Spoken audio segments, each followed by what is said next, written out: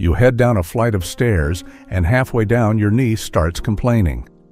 Going up doesn't hurt like that, and it still feels fine. It's like age picked one direction to send you the bill. But there's a real explanation, and it isn't the one you've heard your whole life. Most of the time, this isn't bone on bone, and it isn't your cartilage finally giving out. It's something else, and almost nobody tells you about it. Your body is telling you something very specific here. The number one cause on this list is a muscle you already have. It's still strong enough to lift you up. It's stopped being strong enough to lower you down. We're going to walk through 5 causes of that pain. Number 1, you can check today in about a minute, right where you are. For decades, you were told that stair pain is pure wear and tear. Cartilage worn thin, bone on bone, nothing left to discuss. The conclusion came attached. Nothing to do but wait for surgery. You accept that, and your life shrinks quietly, one room at a time. But the published research doesn't add up that way. Plenty of people have a bad X-ray and no pain at all. Plenty of people have real pain with a clean X-ray. Your image is not your sentence. Think about the hinge on an old door in your house. It can be scratched and worn and still swing just fine. Something else is what sticks the door. In your knee, that something is called control. The villain of this video is the wear and tear myth, and it's comfortable for everybody. It explains your pain in 5 seconds and asks nothing of anyone. In a 15-minute appointment, nobody has time for the rest. The word arthritis comes out, the conversation ends there. You walk out with a name for your pain and no plan to improve it. And here's your problem. You start avoiding the staircase, then the porch steps. One day you move your bed downstairs and call it common sense. Every avoidance feels like good judgment, and in practice, it's training in reverse. The billion-dollar knee industry lives on parts, and control doesn't sell. Almost nobody runs a campaign about the break. Your fear here has a very concrete scene. It's coming down seated, step by step, on your backside, with your grandson watching from the bottom of the stairs. That isn't you failing. That's your body changing jobs without telling you. 5 causes, counting down from number 5 to number 1. You'll leave here with numbers, not guesses. 2 of them have a test with a name and a year. The other 3 you can check fast, without leaving your chair. Press both feet into the floor right now and notice which leg you're protecting. Stay with me to the end, because number 1 shocks people the most. It's the same muscle that lifts you and should lower you. It fails on the way down first. Up pushes, down breaks.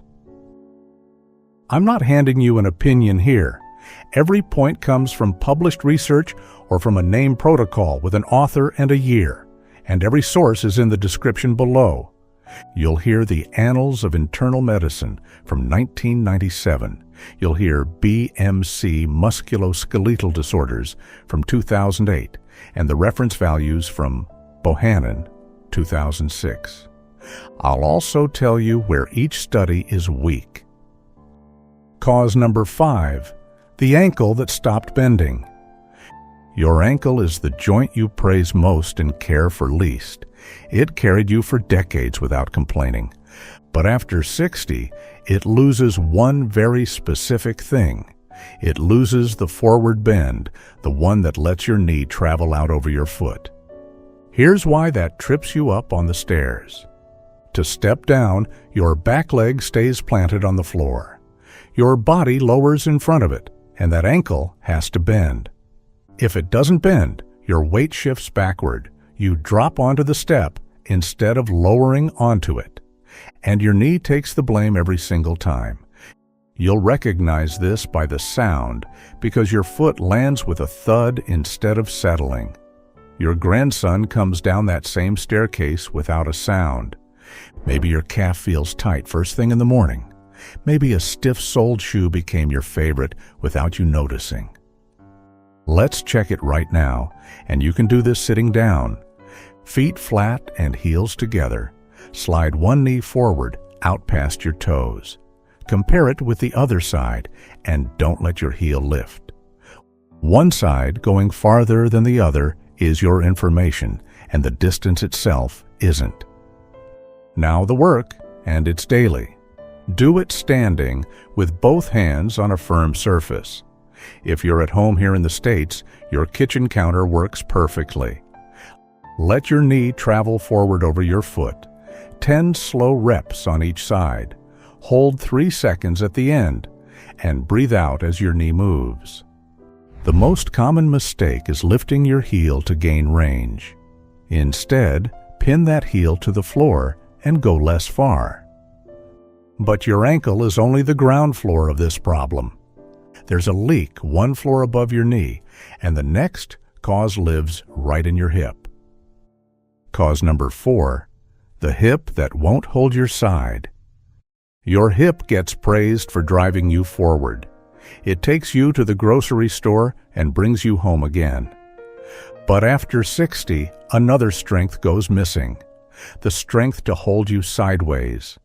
It comes from the gluteus medius on the outside of your hip, and it almost never shows up in anyone's workout. Here's why the stairs expose it instantly. Every step is a moment on one leg with your other foot in the air. In that moment, your pelvis has to stay level. If your hip doesn't hold, your pelvis drops toward the foot that's off the floor. Your knee drifts inward, and the load changes address inside the joint. The pain shows up in your knee, but the leak is 1 floor above. You'll recognize this in the hallway mirror. Your knees move closer together as you come down. Maybe your sneakers wear crooked on the same edge every time. There's a 2022 meta-analysis on hip training in knee arthritis.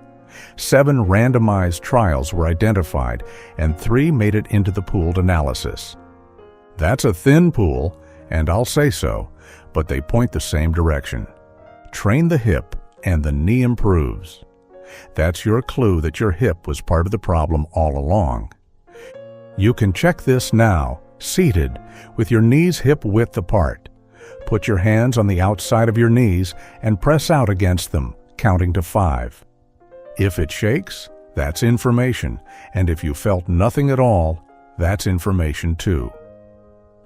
Now the exercise. On your back, knees bent, feet flat on the floor. Lift your hips until your body makes a straight line. Hold 2 seconds and lower slowly, counting to 3. 10 reps, 2 sets, every other day, breathing out on the way up. The most common mistake is pushing with your lower back. You feel your back working and your glutes stay quiet. Instead, squeeze your glutes before you lift. Your ankle and your hip are parts, and both of them train. The next cause isn't a part at all, and it still changes your whole way down. But before we keep going, if you're enjoying this video, leave a like and subscribe to the channel. That way, you never miss what we bring you next. Cause number 3, the stiff descent of fear. Caution is a virtue, and it has saved you many times. Going slow is smart, and holding the handrail is smart too. But after 60, caution turns into stiffness without you noticing. Stiffness is a different animal, and it charges your knee a high price. Because when you're afraid of slipping, you come down rigid. Leg almost straight, breath held. A straight leg absorbs nothing. Your muscle is supposed to absorb the impact of every step. With a straight leg, that impact goes right into your joint. Fear changes your mechanics and creates the exact pain you don't want. You'll recognize it like this. You come down sideways, shoulder turned to the wall, holding your breath on the first step. Take Frank, 76 years old, living in Tennessee. He comes down sideways, gripping the rail, cane in his other hand. His body comes down stiff as a board. The handrail is right, and it stays. The cane is right, and it stays too. That stiff body is the only thing we're loosening here. Hold the rail and use the cane. That isn't giving up. It's buying yourself time to rebuild your muscle. Putting in support and rebuilding your brake are not two choices. They're two halves of the same job. Non-slip tape and a light on the stairs go on that same list. And before the test comes safety. Before you do this, have something solid within arm's reach. A chair back, a counter, or a door frame. If you've fallen in the last 12 months, don't do this test alone and wait until someone can be there with you. If you use a cane or a walker, keep that support in your hand. You're not cheating, you're testing what your leg does with your normal support. And if something hurts sharply, you stop, because nothing on this list is worth a fall. This test has a name and a year. It's the 10-second one-legged stand from Araujo and colleagues, 2022. Standing with support in reach, cross one foot behind your other leg and let go with your hands, eyes forward. Count to 10 without grabbing anything and without shifting your foot. The result is simple. You finished or you didn't. If you use a cane, do it with one hand on support and write that down as your starting point. The study followed 1,702 people, ages 51 to 75, for about 7 years. Among those who held the 10 seconds, about 4.6% died in that window. Among those who didn't, about 17.5%. Those are absolute numbers, and this is association, not cause. And this test doesn't measure your knee. Your balance depends on inner ear, vision, nerves, and muscle all at once. It's a marker of your whole system, not the gauge of one part. Failing doesn't mean your leg is weak. It means something deserves a closer clinical look. That's a reason to talk with your doctor, not a reason to panic. Now the work against your stiffness. Pick 3 steps and breathe out on each one. Let your knee bend on purpose with your hand on the rail. Do that once a day. The most common mistake is coming down watching your feet. Your chin drops, your weight goes backward, and your leg locks up even more. Instead, look at the bottom of the stairs. Now comes the question you've been waiting for since the beginning. And it's about cartilage, the usual suspect. Cause number 2, cartilage, the usual suspect. Cartilage deserves the credit it gets. It has cushioned your knee your whole life and never asked for anything back. But after 60, it becomes an alibi. It explains everything, and nobody checks the math. Here's why that math doesn't work. Your kneecap gets pressed against your thigh bone on every staircase. Walking on level ground, that load sits around 0.9 times your body weight. Going up, it rises to about 3.2 times your weight, and coming down, it's about 2.8 times. Look at what those numbers do to the wear and tear story. Both directions load your kneecap close to 3 times more than flat walking. If this were only wear, going up would hurt just as much. For most people, it doesn't, and that's biomechanics putting a hole in the easy explanation. In 2008, BMC Musculoskeletal Disorders published a systematic review. Among people with arthritis on X-ray, the share with pain ranged from 15 to 81%. Among people with pain, the share with arthritis ranged from 15 to 76%. And the spread between studies is enormous. Your X-ray is a photo of the parts, not the verdict on your pain. Plenty of people have the photo and no pain, and plenty have the pain with a clean photo. Your X-ray is not your future. None of this denies anyone's arthritis, and your doctor treats it every day. Physical therapy, prescribed medication, injections, and joint replacement are legitimate tools. Now check one thing, and you can do it seated. Lay your palm flat over your kneecap and bend your knee slowly a few times, feeling for grinding under your hand. Grinding by itself with no pain and no swelling is a common finding at your age. Noise is not damage. Noise with swelling and pain is a conversation with your doctor. The work here is tolerable load. Seated, straighten your knee until it's nearly flat, and hold 5 seconds, 10 on each side. The most common mistake is stopping everything and waiting for the pain to leave on its own. Long rest takes away the load, and your strength goes with it. Instead, shorten the range and keep the frequency. So the photo doesn't decide who hurts, and something else decides that on your way down. And that something else is your number one cause. Before we get there, I want to give you an important warning. Everything so far is mechanics, and mechanics can be trained. The next items are not mechanics, and they don't belong on any list. They belong in a phone call, a knee that suddenly gives way or locks up, a knee that swells fast, feels hot to the touch, or hurts on one side only, calf pain that shows up when you walk and eases when you stop. With any of those, it's important to talk with a specialist. Before we get to point number 1, tell me in the comments below whether this is making sense to you. That way, we understand what's important and relevant and what to bring you next. Cause number 1, the eccentric break of your quadriceps. Your quadriceps is the most praised muscle in your leg. It lifts you out of your recliner and pushes you up the stairs every day. But after 60, it loses one job before the other. It loses the brake before it loses the push, and nobody told you those were 2 jobs. Coming down isn't pushing. Coming down is braking.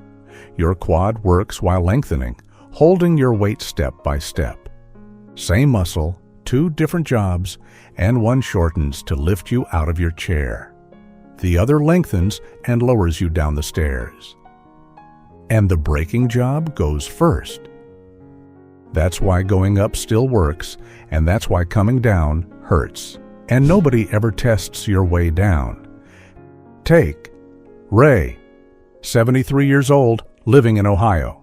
He climbs into the bed of his 2004 pickup without thinking, and getting down became a negotiation. He sits on the edge and slides to the ground. Up is pushing, down is braking, same man and same leg. He thought he was losing strength, and he lost one of 2 jobs. In 1997, the Annals of Internal Medicine published a study of 462 volunteers aged 65 and up. Weaker quadriceps showed up alongside knee arthritis. It showed up even in people with X-ray changes and no pain at all. That bothers the usual story. The usual story says your knee hurts, you use it less, and the muscle shrinks. That study is cross-sectional, a photograph of one moment. It can't tell you what came first in any one person, and that's association, not cause. But in a lot of people, the muscle was already weak first. Now an important study, and I want you to pay attention to this one. In 1990, 10 people between 86 and 96 started an 8-week strength program. 9 finished, and small studies don't prove things. But they do answer one very specific question. The question was whether muscle still responds at that age, and the answer was yes. If it responds at 90, it responds at your age too. If you want to do this test, have something solid within arm's reach and take your time. If you've fallen in the last 12 months, do it with someone next to you. If you use a cane, keep it in your hand.